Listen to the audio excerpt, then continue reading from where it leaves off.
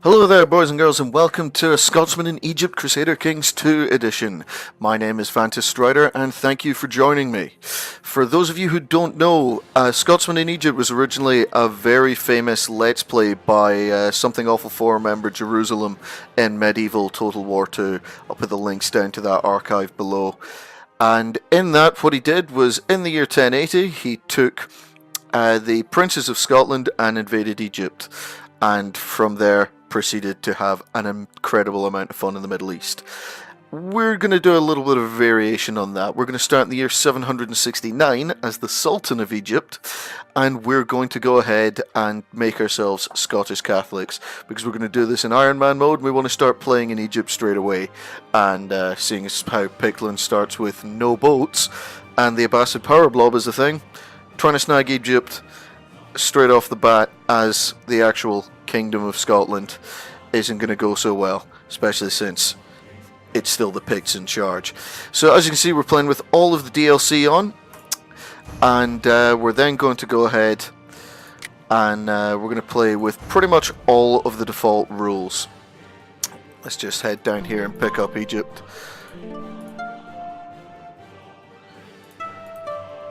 There we go. So we're going to play with pretty much all of the default rules on. We are going to be playing with Defensive Pacts and Shattered Retreat. Basically the only change that we're doing is we're changing the Bubonic Plague to appear in its historical timeline rather than a delayed random point. And we are playing with Sunset Invasion on because while we're doing this, why not try and get the achievement for fighting the Mongols and the Aztecs at the same time. We'll just scroll down the list here. We've got adventurers on because they're always entertaining, even if you can't just banish them for 500 gold anymore. And yeah, let's just get cracking. So as you can see, we did another attempt at this yesterday, but I accidentally ran out of family, as 3 out of my 4 wives were pregnant. I think the first kid was due like 3 weeks after my last character died, which is a bit of a shame. So we're going to show you a couple of tips and tricks here. So as you can see, we're starting off as a Bedouin Sunni Sultan. Please do excuse me, by the way, when I misproduced just oh so many things, since we're playing in the Middle East and I am a poorly educated Scotsman who's barely literate. So we're going to start, let's just make Cairo our capital. But we are going to try and make Alexandria our capital pretty quickly, because in the original Let's Play we had that's where the Scottish princes landed. So we're going to try and make that our capital, just as a little tip of the hat there. So let's try and assassinate our Grand Vizier. Doesn't look like this is going to be easy for us at all. Yep, no one wants to help me murder this man, but that's okay. We'll work on that. Although he is actually a pretty decent Grand Vizier. Maybe we should keep him around for a while. So first, let's start making some money and training some troops. Do we have a better general around? We do. And we're going to start studying technology in Byzantium. Normally I would try and start increasing the power of the plot with the build spy network ability, but since that will only raise us to 30%, it'd be a bit of a waste. And then we're going to start researching some cultural technology, because we're going to need that pretty quickly. So, how we are going to become a Scottish Catholic. As some of you who are familiar with the Charlemagne bookmark might know, in Pictland, all we have are the Picts. We then got the Irish over here, and the Irish over here, and the Welsh here. Britons here, Anglo-Saxons here, more Welsh, no Scots on the board.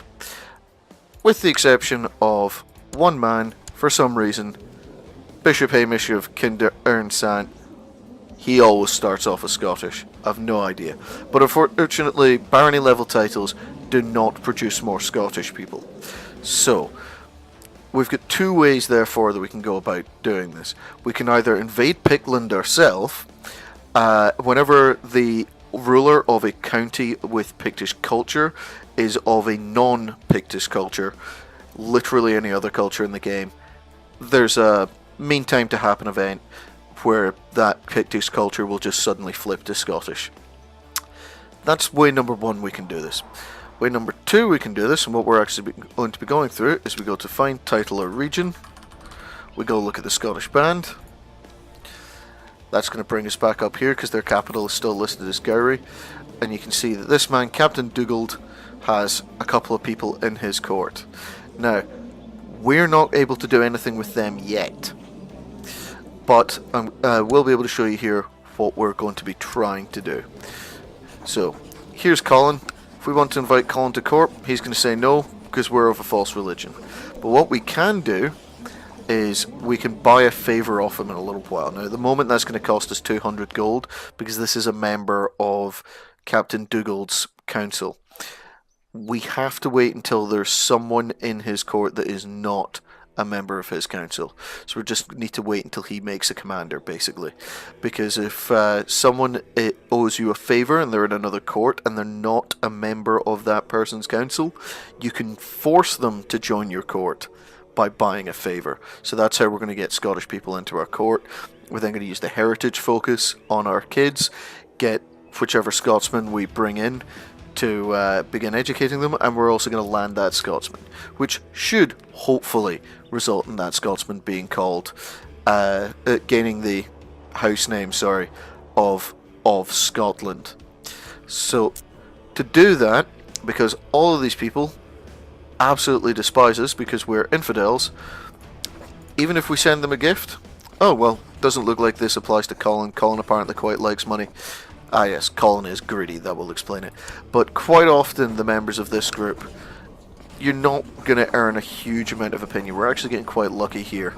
The last time I ran this, the Scots in Dugald's court really didn't want to join me, and really just weren't getting anything at all from sending gifts. So we can either send a gift straight away, and hopefully then that'll buff their opinion up enough that they're willing to sell us a favour, but that's not guaranteed. So what we're going to need to rely on is having a high prestige, and right now we have rubbish prestige, and we're actually losing quite a lot because we have less than 4 wives.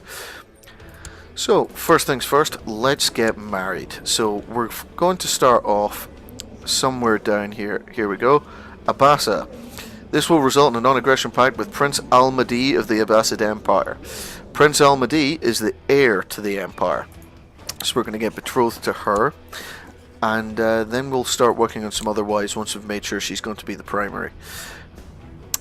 And for let's become a councillor for our ambition, and then we're going to take the business focus, and also let's start composing a book as soon as we can afford that, because books are ridiculously strong. Now, one of the other good things about holding Alexandria is these are going to be the 2 duchies we're going to hold. We're going to hold the Duchy of Cairo and the Duchy of Alexandria, which means we're going to hold 2 Silk Road trading posts all to ourselves. So let's build the first one of those here. And that's going to mean that we have an awful lot of money coming in. But in order to get more prestige, we're going to need to start moving south. Now, unfortunately, a lot of our neighbours here are suzerains of the Caliph, so we can't go to war with them. But Nubia isn't. Now, this is a Muslim holy war we're going on, so when we conquer Nubia, we're still going to have this guy in charge of that county. We're not going to directly take it, because in Muslim holy wars, like they did in history, they don't tend to directly usurp a lot of land for themselves. They tend to just subjugate the locals, and that's what these holy wars are going to represent. We also have an unmarried heir, so let's see who we can marry this guy off to. You know what? This guy isn't much good, so let's just send him to China. If it would let us. Unfortunately, it doesn't look like it's going to. Al-Mughira here is actually pretty good.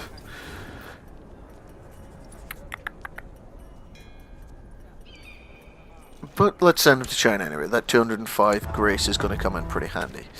And then one of the other things we're going to do here is we're going to look for the Swords of Islam. Sorry, not the Swords of Islam, the Swords of Muhammad. These are incredibly important for what we want to do here. So unfortunately that one's in Spain. That one's on the wrong side of the peninsula from us. That's in another realm altogether. That's too far north. That is a shame. So it looks like all of these swords of Muhammad are quite a distance away from us. That's not exactly ideal. Why these swords are so important is because these are unique artifacts. So if we send them off to China, then the Chinese will give us 5,000 grace, which is just very, very tasty.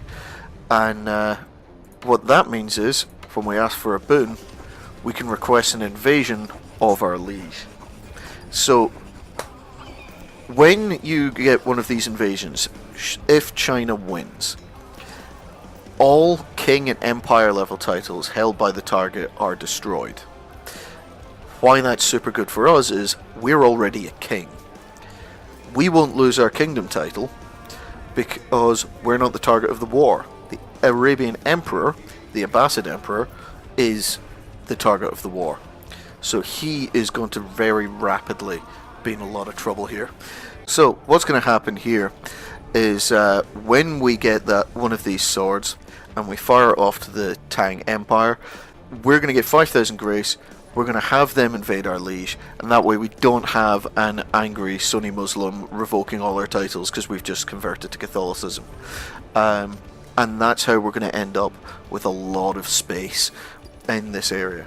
But it does look like we are going to have to come all the way up here looking to get one of these swords. So the swords themselves are actually very useful items. If we just go into the... yeah, this guy had one.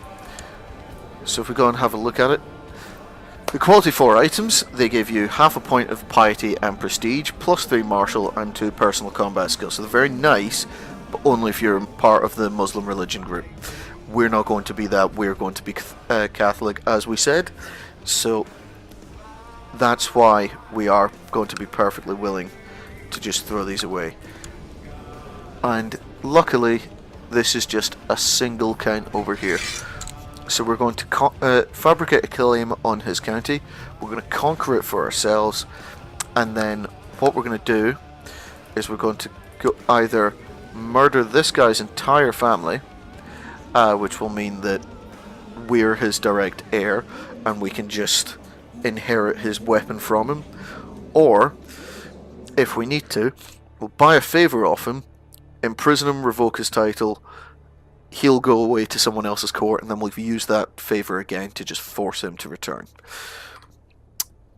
But let's actually start getting going here. Our ruler's unmarried, our heir is unmarried. We could make a few titles, but none of them are really all that interesting. So let's just train up this nephew to be proud and haughty. And we'll marry off our son in a couple of moments. Let's see. Who can we marry him off to? We don't want to marry him off to any of these nomad people. They are way too far up north. We've got Yasmin here. That will result in Sheikh Kalab of Tihama. Where is Tihama? He's actually quite close, so yep, do you know what? It's not going to be a bad thing at all if we get a non-aggression pact with him.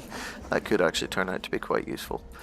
And hopefully, Nubia is not going to have too many people leaping to its defense. They've only got 235 soldiers, so with any luck, we can get away with just raising our vassal levies, and we can store that gold that we're going to need for all those favors for ourselves.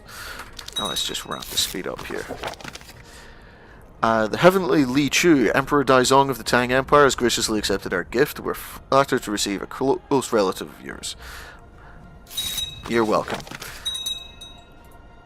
And we're now betrothed ourselves, but we're still going to be taking a big prestige hit because we've got less than 4 wives. We're betrothed, but we don't actually have any wives at the moment. So we're going to try and get some marriages to these quick ladies here. Is there anyone else here who's got any useful trades? Yep. Actually, what age is Rasa? Rasa's 16. She looks pretty fucking old for a 16-year-old, but that's fine. Only in Crusader Kings 2 is knocking up a 16-year-old considered okay, kids. Don't do it at home. Wali Farouk worries that the people of my realm lack just judgment when I still haven't chosen a chief caddy to take care of all legal matters. To ease his worry, Wali Farouk came to me and suggested someone who he believes would make an excellent chief caddy. So this seems to be a Muslim-specific honorary title. The chief caddy is the person who is responsible for the law in your realm. And they seem to be adamant that you fill that position.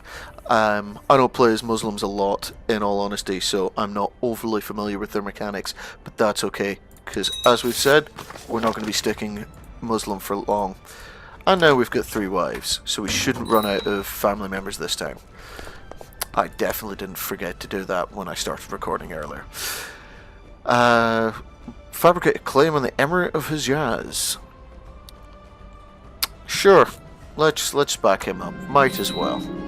We fulfilled the ambition to become a councillor, so let's now start trying to become exalted amongst men. Let's just get lots and lots of prestige in here. Emir Abdulaziz of the Qadirid Emirate has provided me with proof that Wali Nasser of Fua has been viciously slandering me.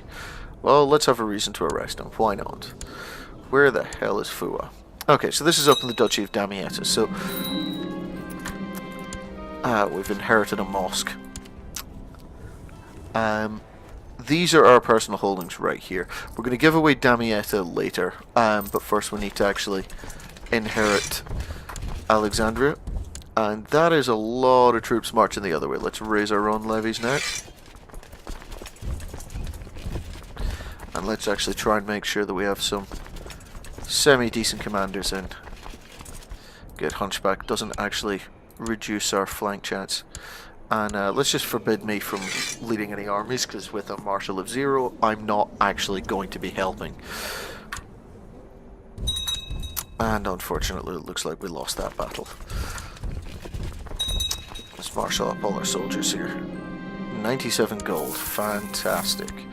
So let's just quickly check on the Scottish band again. Let's see how many men they've hired. They should have hired a few by now. Okay, so far all he's done is fill out his council. We are going to need to, well, not even filled out his council. He's still missing a court chaplain. We're going to need to wait a little while longer before we can start getting those claims. Favours. So let's move on down. You've been presented with an opportunity to let everyone be reminded of your rulership. If you wish to mint new coins for your realm, there's a master of the craft that you can hire. Not only will the mintage be exquisite, but it will be adorned with a glorious portrait of you. And let's definitely become ambitious. That's fantastic if we can do that. Did we just become ambitious? No. 70% chance, but fuck me. And we've now won this little war. So we now have this gent as our direct vassal. And he's not humongously happy with me. Oh, I inherited a mosque, didn't I? I believe that's this one. Yep, Mosque of Heliopolis. Let's disband these troops. And we're going to push down into here. So now that we actually have a little bit of piety under our belt, we can spend that to do a single county conquest instead of having to do a holy war every time. Again, I'm pretty sure at the end of this war, yeah, Chief Soizuros will become our vassal. But he's a lot less likely now to be joined by people coming in and helping him, being all inconvenient.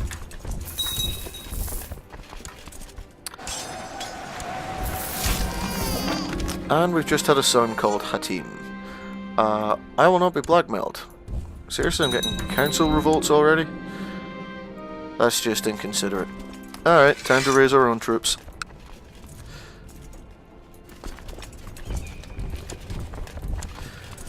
And actually, let's just, we'll leave it there for now. So, thanks for joining me for this episode, guys. I will see you in the next one.